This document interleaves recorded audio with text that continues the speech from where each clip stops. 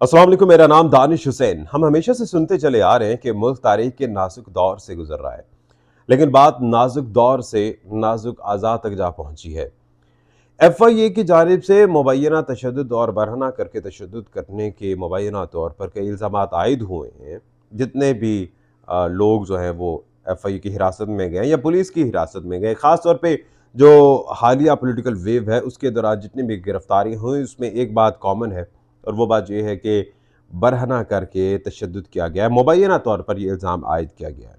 जबकि दूसरी जानिब FIA और पुलिस, ख़ास तौर पे इस्लामाबाद पुलिस, उनकी तरफ से इस हालिया पॉलिटिकल वेव के दौरान जितने भी इल्ज़ामात आयद किए गए हैं उनकी तरदीद की गई है और कहा गया है कि ना ही तशद्दुद होता है, ना ही बरहना किया जाता है।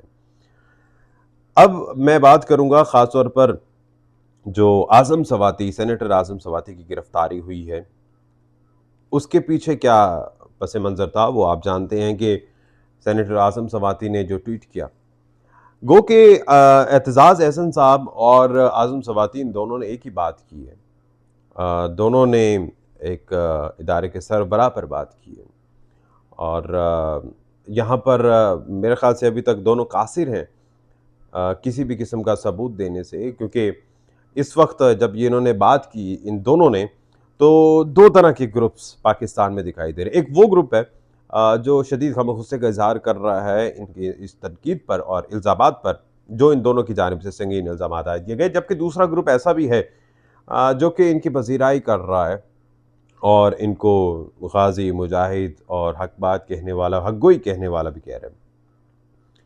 लेकिन सवाल यहाँ पर लोगों की जानिब से ये भी जन्म ले रहा है और सवाल उठाए जा रहे हैं कि जब दोनों ने एक जैसा जुर्म किया है तो एतजाज़ एहसन साहब, उनकी गिरफ्तारी क्यों नहीं, आज़म सवाती साहब की क्यों गिरफ्तारी हुई है? यहाँ पर क्योंकि वकला और सेनेटर का फ़र्क आ गया है, तो यकीनी तौर पर जो सेनेटर्स हैं उनकी शायद इतनी यूनिटी नहीं है जितनी इवन दैट पॉलिटिकल पार्टीज़ या पॉलिटिकल लोगों की इतनी यूनिटी नहीं होती जितनी एक वकला की होती है, बल्कि सहाफ़ियों की भी नहीं है।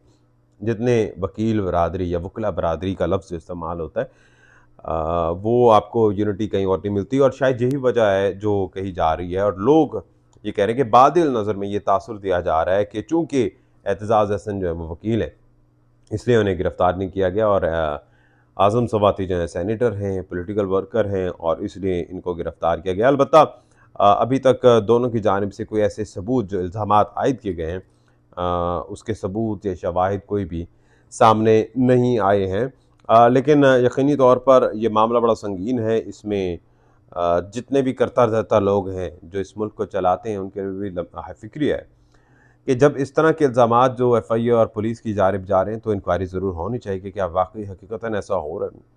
क्या वाक़ई बरहना किया जाता है? क्या वाक़ई तशद्दुद किया जाता है? तशद्दुद की बातें तो हम पहले भी सुनते आ रहे हैं, लेकिन जो बरहना करके तशद्दुद करना या सिर्फ़ बरहना ही करना या बेआबरू करना, ये पहले पाकिस्तान या इस्लामी जमहूरिया पाकिस्तान में कहूँगा कि यहाँ इसकी तारीख़ में कभी ऐसा मिला नहीं है। जो अब बातें आ रही हैं, तो इस चीज़ की इंक्वायरी ज़रूर होनी चाहिए।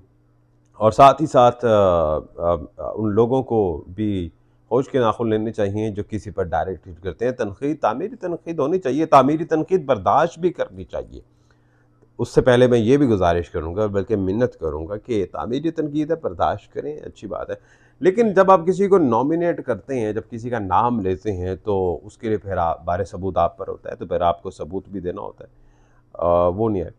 लेकिन जमहूरी तरीक़ेकार में जो मामलात हैं उसकी जमहूरियत की बक़ा के लिए हम सब के लिए नागुज़ीर है कि छोटी-छोटी बातों पर गुस्सा नहीं करना चाहिए, दरगुज़र करना चाहिए और 1-2 दफ़ा तो वैसे माफ़ी होनी भी चाहिए। बजाय इसके कि आप इन चीज़ों को बढ़ा दें और लोगों के सामने ले आएँ, उससे पहले शायद ये बातें चंद लोगों ने सुनी थी कि आज़म सफ़ाती ने क्या ट्वीट किया, उनके तो इतने ज़्यादा वो एक्टिव भी नहीं है ट्विटर पे। लेकिन जब से ये गिरफ़्तारी हुई है और उसके बाद जितने भी लोग हैं, उन्होंने देखा है और वो ट्वीट कहाँ से कहाँ तक पहुँच गया और मेरे ख़्याल से ये हमारे इदारों के लिए ज़्यादा नुकसानदेह है। हमारे इदारे हैं, हमारे लोग हैं, हमारे सरबराह हैं और उन सब की इज़्ज़त व तकरीम हम सब पे फ़र्ज़ है। मैं ज़ाती तौर पर समझता हूँ कि अगर हम इज़्ज़त नहीं करते तो दूसरा कैसे इज़्ज़त करेगा? हमें तो दूसरों से भी इज़्ज़त करवानी है, दूसरों के दिलों में खौफ़ अपने सरबराहों का डालना है, तो उससे पहले हमें रिस्पेक्ट करनी है, हमें अपना मान बढ़ाना है।